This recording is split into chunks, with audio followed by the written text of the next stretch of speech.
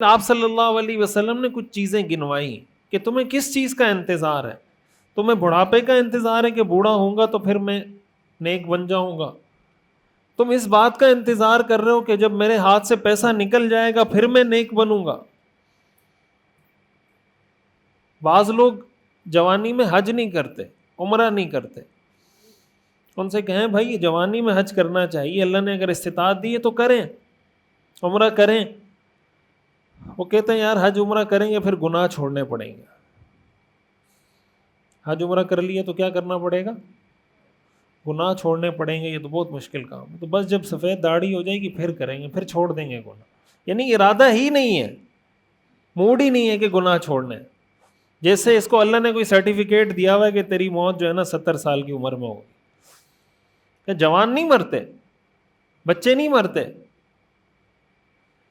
وہ تبلیغی حضرات کہتے ہیں نا کہ آنے کی ترتیب ہے، جانے کی ترتیب نہیں ہے. آنے کی ترتیب تو ہے لیکن جانے کی ترتیب یہ نہیں ہے کہ بیٹا باپ پہلے جائے گا بیٹا بعد میں جائے گا. ہو سکتا ہے بیٹا پہلے جائے باپ بعد میں جا رہا ہوتا ہے نا ایسے. تو آنے کی ترتیب ہے، جانے کی ترتیب وہ اللہ کو پتہ ہے. اس چیز کا انتظار نہیں کرنا چاہیے. کسی کو اللہ نے مال دیا ہے خرچ کرے اس کو، کیا پتہ کب یہ مال چلا جائے، چھن جائے. بعد میں آدمی افسوس کرتا رہے یار میرے پاس پیسہ تھا کسی اچھے کام میں لگا دیتا، اب تو پیسہ بھی نہیں ہے. تو جب تھا بھائی لگا لیتے.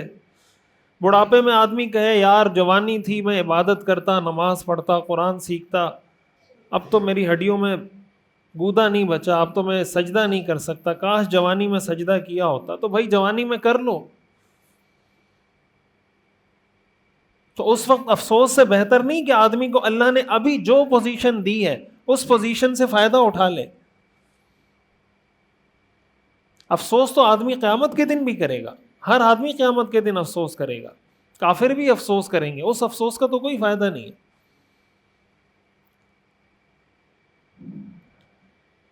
یہ موقع ہے اللہ تعالیٰ نے جو دیا ہے، اپنی زندگی کو شریعت کے مطابق بنانے کی کوشش کریں. نیکی کے کاموں میں ایک دوسرے سے آگے بڑھنے کی کوشش کریں، وہ کسی بھی قسم کی نیکی ہو. اور مقابلہ اس چیز میں ہونا چاہیے، دنیا کی چیزوں میں مقابلہ یہ اسلام میں منع ہے. یہ جو مقابلہ ہے نا کہ اس کے پاس اتنے پیسے ہیں میرے پاس اتنے ہیں، اس کے پاس اتنی گاڑیاں میرے پاس اتنی ہیں، اس کے پاس اتنے پلاٹ ہیں میرے پاس، یہ منع ہے اسلام میں.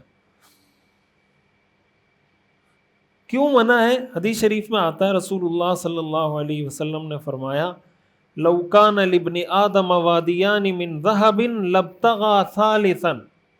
اگر ابن آدم کو سونے کی 2 وادیاں بھر کر دے دی جائیں تو وہ کہے گا اللہ کرے تیسری بھی مل جائے. 2 وادیاں دو پہاڑوں کے درمیان جو جگہ ہوتی ہے اس کو وادی کہتے ہیں. کہ اگر 2 وادیاں سونے کی بھر کر اس کو دے دی جائیں تو وہ کیا کہے گا یار 2 وادیاں بھی بہت ہیں لیکن ایک اور بھی مل جائے تو پھر معاملہ سیٹ ہو جائے گا. اور تیسری مل جائے تو کہے گا یار ایک اور مل جائے بس. 4 مل جائے تو کہے گا بس صرف ایک اور مل جائے. اور آپ نے فرمایا وَلَا يَمْلَأُ فَاهُ إِلَّا التُّرَابُ کہ اس کے منہ کو سوائے قبر کی مٹی کے اور کوئی چیز نہیں بھر سکتی. یہ جب قبر کی مٹی منہ میں جائے گی اس وقت کہے گا بس اب کچھ نہیں چاہیے. اسی لیے حدیث میں حکم ہے کہ دنیا کے معاملے میں اپنے سے نیچے کو دیکھو اور دین کے معاملے میں اپنے سے اوپر کو دیکھو.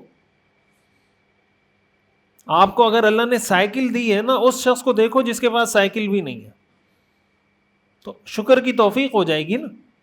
اگر آپ کو اللہ نے سائیکل دی ہے اور آپ اس کو دیکھ رہے ہیں جس کے پاس لینڈ کروزر ہے تو آپ شکر ادا کرو گے یا نہ شکری کرو گے؟ اور پھر آپ اللہ کی عبادت کرو گے یا سیٹھ صاحب کی عبادت کرو گے؟ جو سلوٹ آپ کو اللہ کو مارنا چاہیے تھا وہ سلوٹ آپ سیٹھ صاحب کو مار رہے ہوں گے. سلوٹ اللہ کو مارو بھائی، اللہ کو سلوٹ مارنا چاہیے. جس نے سیٹھ صاحب کو لینڈ کروزر دی ہے یا جس کے پاس لینڈ کروزر ہے وہ سیٹھ صاحب کو سلوٹ مارنا چاہیے. بھائی وہ اللہ سیٹھ صاحب کو لینڈ کروزر دے سکتا ہے تو آپ کو نہیں دے سکتا. انسان کا پھر اللہ سے رشتہ کمزور ہو جاتا ہے.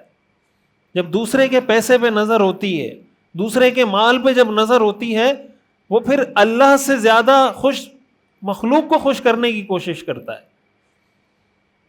تو کہتا ہے یار یہ حاجی صاحب خوش ہو جائے اور سیٹھ صاحب خوش ہو جائے اور فلانا صاحب خوش ہو جائے، فلانا صاحب خوش ہو جائے. اللہ خوش ہوتا ہے نہیں ہوتا وہ بعد میں دیکھی جائے گی. تو بھائی اللہ کو خوش کرو یار. اللہ نے کسی کو سیٹھ بنایا تو اللہ کو بولو یا اللہ مجھے بھی سیٹھ بنا دے. اللہ بنا دے گا بھائی. جب انسان دنیا کے معاملے میں اپنے سے اوپر کی طرف دیکھتا ہے وہ ہمیشہ ناشکری کرتا ہے. اور ناشکری کی سب سے بڑی سزا جو اللہ دنیا میں انسان کو دیتا ہے وہ یہ کہ ایسے آدمی کو کبھی چین نہیں ملتا. ناشکر آدمی کو آپ کبھی سکون میں نہیں دیکھیں گے.